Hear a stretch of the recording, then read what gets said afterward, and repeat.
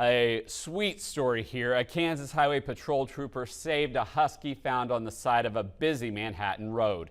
KHP recently received a note from a resident thanking Trooper Sage Steele for her compassion and professionalism during a July 24th incident.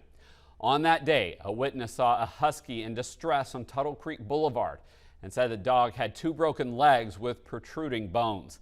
It appeared to have been hit by a car. Trooper Steele immediately took the husky to a veterinarian, and now Roxy is with her owners and on the road to recovery.